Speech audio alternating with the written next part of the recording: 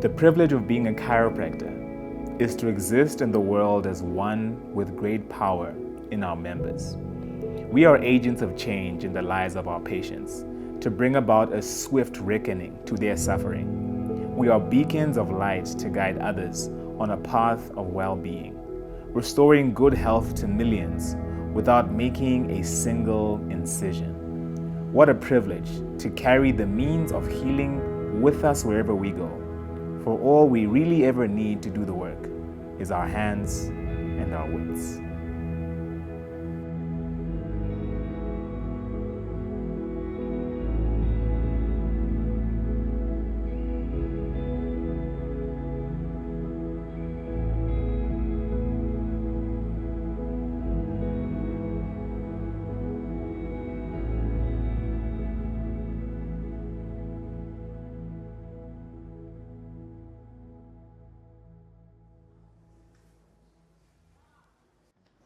All right, and Hompiana, how are you feeling? Much better. Yeah, much better. So, yeah, we're waiting for those bloods, ne? Yeah. Get those blood results back, and then we'll take it from there. Okay, so Mkwatla, Hompiana, how's it feeling? A bit painful. Where? Just by the shoulders. By the shoulders, hella. Okay, more than okay, it's okay. The lower back, it's fine. Yeah. Okay.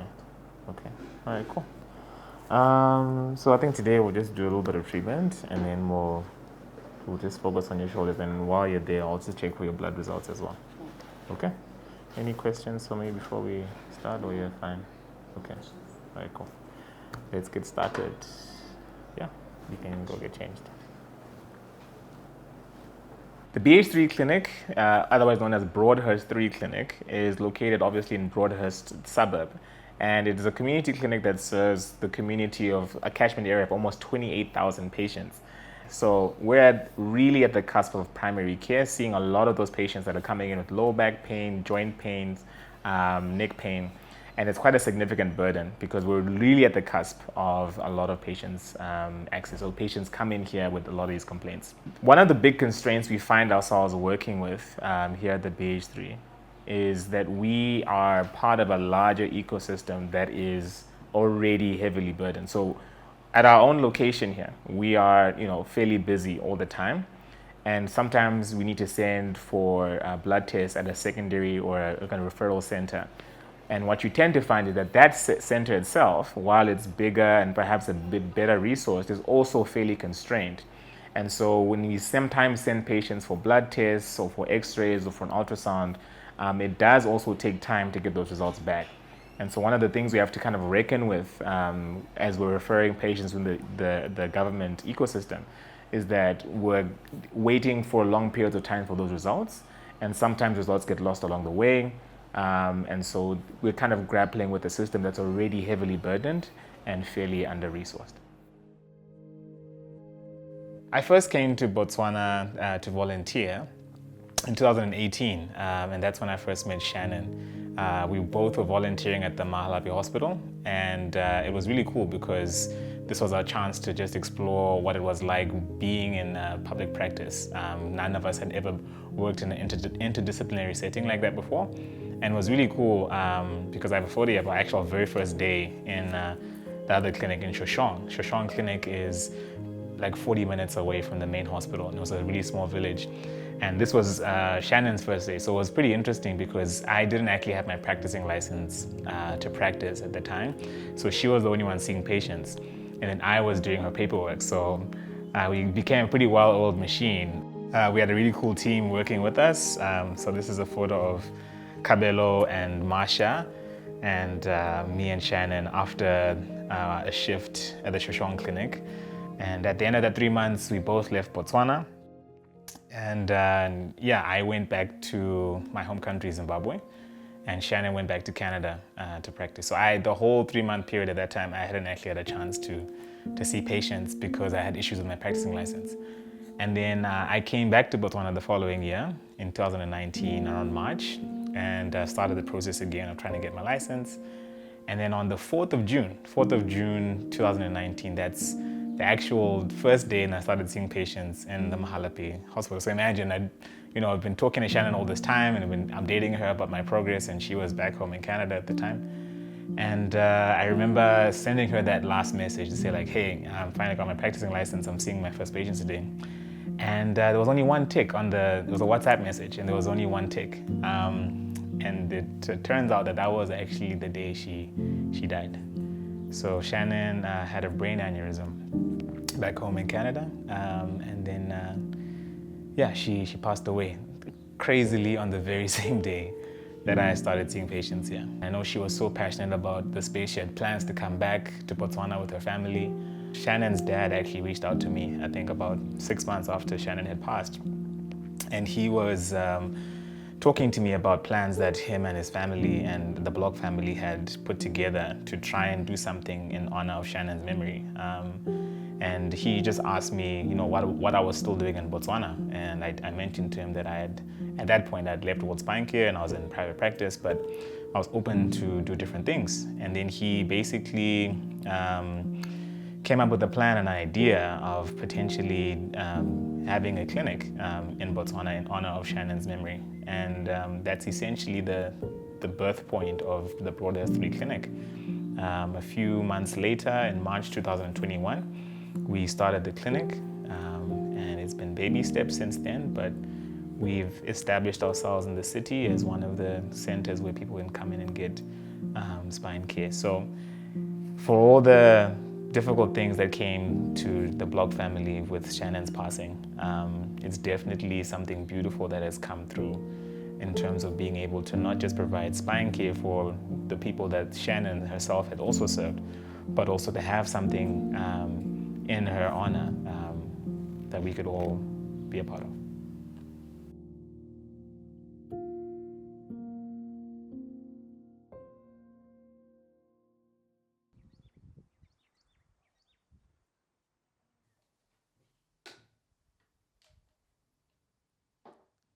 So I moved to Botswana in February 2023.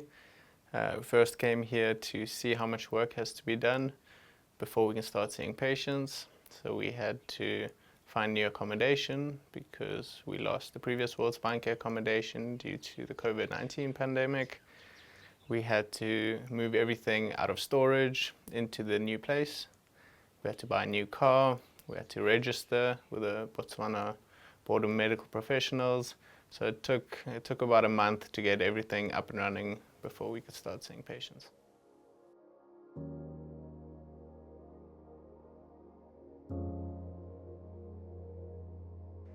So we have a relatively busy day today. And then we need to find some time to fit in all of these patients that haven't been booked, that don't have dates. Yeah, maybe we can find one of the Fridays after the holidays. World Spine Care has had clinics in Botswana for about 12 years now. They had 2 rooms in the Mahalape District Hospital and a whole clinic in Shoshong. The COVID-19 pandemic hit and many of those rooms were repurposed. That's just because we didn't have volunteers here and we weren't using the space. Now in 2023, we are back, we are seeing patients, but we don't have as much space as we'd like. We have the 1 room in the hospital, and it's our filing room, it's the office room, and it's the treatment room. And then we have 1 room in Shoshong as well. So not ideal, but we are making it work. In Mahalape, we see many geriatric patients. So a lot of the older population that have been doing hard manual labor for many years, and as a result live with chronic back pain and have quite degenerative spines. Each patient gets a diagnosis, and then we use the Global Spine Care Initiative's classification system We're also busy with an education program to educate the medical officers, the nurses, the guys working in orthopedics to use this classification system so that everyone is speaking the same language when it comes to diagnosing and managing lower back pain. If you look at the research that was published by the Global Burden of Disease, you'll see that low back pain is the highest cause of disability, with neck pain ranking fourth. And when working in underserved communities with patients that are doing hard manual labor, you can see that there is a huge need for treatment of these patients.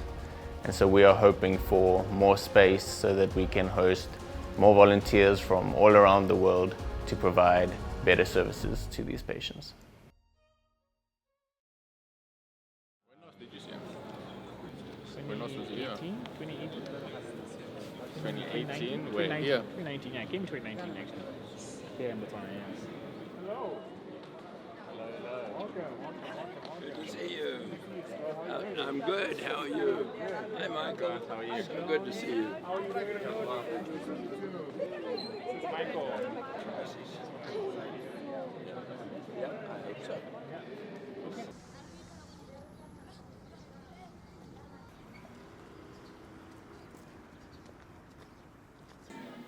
It's a fairly small space, but we make it work. Yeah. Yeah, like she was saying. So You're doing it all in one room. all in one room. Yeah, that's the only space that we had.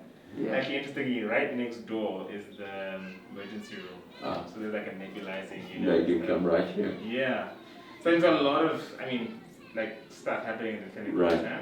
Yeah. And so obviously like one small part of it, these are our filing cabinets. So Right. like we're almost at 800 patients that we've seen. Mm.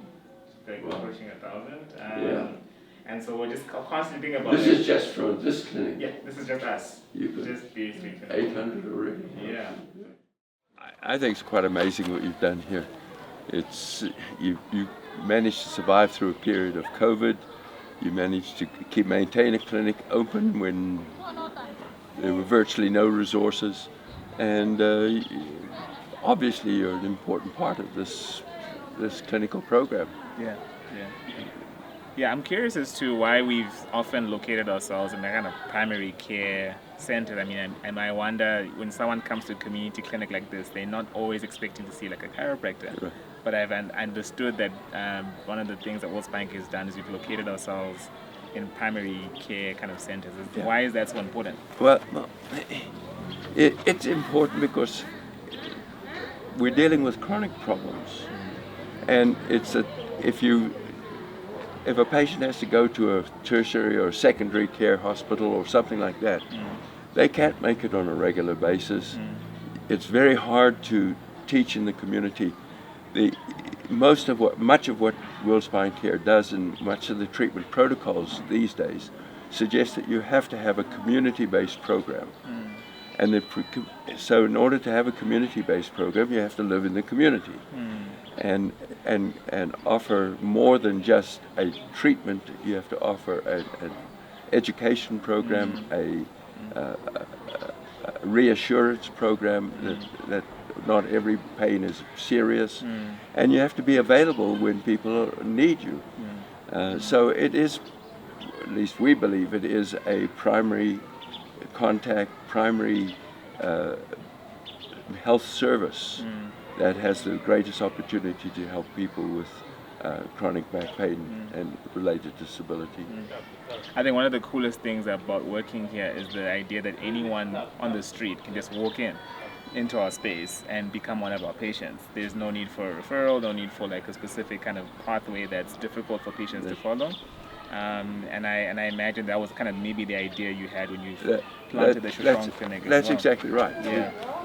People need to have access when they have a problem. Yeah. And sometimes if they have an acute problem, you don't want to wait a month before they see somebody until it becomes chronic if you can relieve it earlier on. Yeah, so I'm very glad that we can actually offer this service in this primary care space. I think you've done a tremendous job. Thank you so much. Thank you, Scott. It's really wonderful to be back in Botswana again, see the progress that's been going on here. We started this program about 14 years ago and came on after the World global burden of disease presentation showed that back pain and neck pain were the number 1, number 4 causes of disability in the world, and yet nobody was treating it. And if we walked into the communities, which we did around the world, you found that virtually no treatment was beginning. People with back pain were not being examined properly, were not being offered any treatment. When we talked to doctors, they said they had nothing to offer. A group of us decided to start a program called World Spine Care, a non-profit, registered non-profit in both Canada and the United Kingdom. And we've now got clinics around the world. But Botswana is special. It was our very first clinic and has continued now for about 13 years, seeing patients on a continuous basis. It's really great to be here this time when Mafutsi and Michael have come together to re-establish the World Spine Care program after the COVID. And this particular clinic is kind of close to our heart, as it was the very first clinic we had, and it's now starting to get reopened again.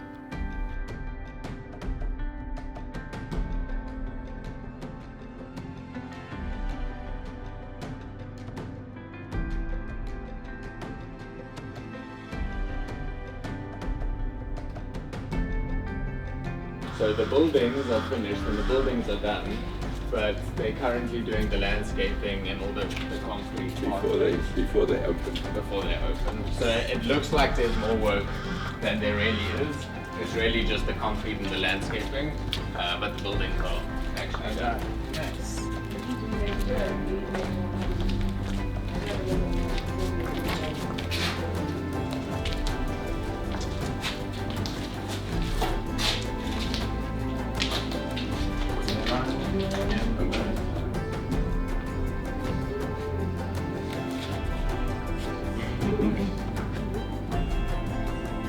You could actually do an exercise. So the goal is to make this last room the yoga room, because this is even bigger. After my treatment, they come in here with Kabelo and they do 15 minutes of just stretching and exercises so that we're comfortable that they know how to do it, That's right. that they're doing it correctly. So it's almost like they're coming in for 2 treatments. That's right. They do the paperwork, they come in for manual therapy, and then they come in for 10 minutes of stretching so that we're comfortable that when they leave, they can do the stretches and exercises. And doing yoga when that's excellent. Boy, this is really nice. Yeah, it's exciting. Yeah, it's very exciting.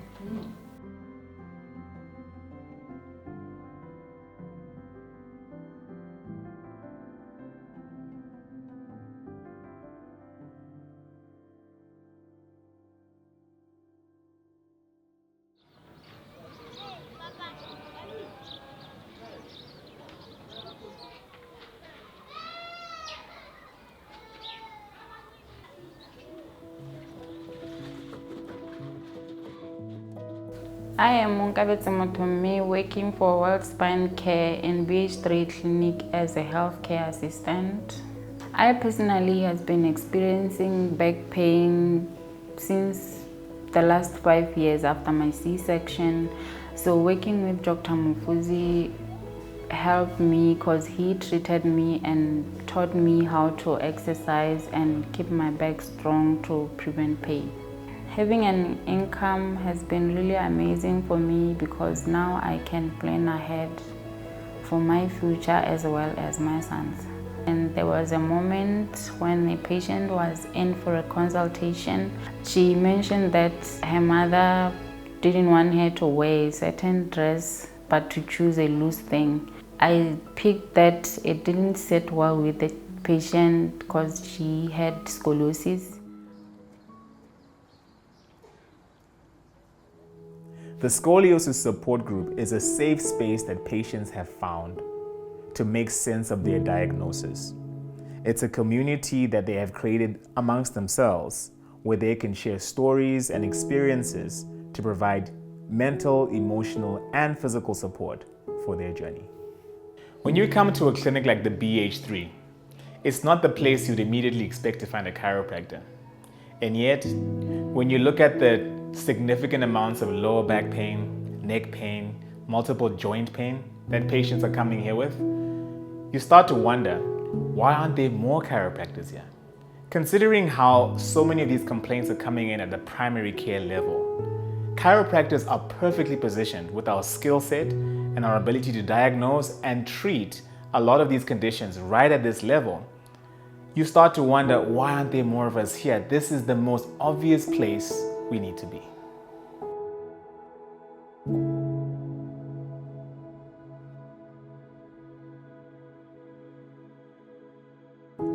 So what has your experience been working with World Spine Care? Well, with the 7 years that I've been with World Spine Care, like I've met a lot of different doctors from different countries with different personalities, and I've learned really so much with the doctors. Basically, I was not someone who would exercise or do stretches, but with the yoga project that has been running with the World Spine Care, actually I'm the yoga teacher, lead yoga teacher. So I've learned to not to rely on painkillers, but rather do stretches first to manage my pain. So you've been with World Spine Care pre-COVID for about 4 years. Yes. And now post-COVID, and you've seen how everything has changed as a result. How do you see World Spine Care moving forward? Like, what's next for our project? What do you think? Oh well, personally, I feel we need more doctors in the clinic, and we need more space to grow. Yes, I think those are the two main things that we need for right now to grow. Yeah. Right now, most of our patients are not relying on pain relievers, but rather the exercises that are benefiting from the yoga project, and a bit of a few sessions, the doctors doing manipulation, a bit of manipulations and a bit of soft tissue therapy here and there. Yeah. And like, for the longevity and sustainability of the project and the patients, like, we don't want to have the patients be reliant on the doctors coming. So ultimately, for the project, we want to empower the patients to stretch and strengthen and manage their own pain. Yes. And not be reliant on anyone else. But I'm really looking forward to working on this project together and seeing what we can accomplish with the new clinic, and hopefully more volunteers to move the project forwards and help as many patients as we can.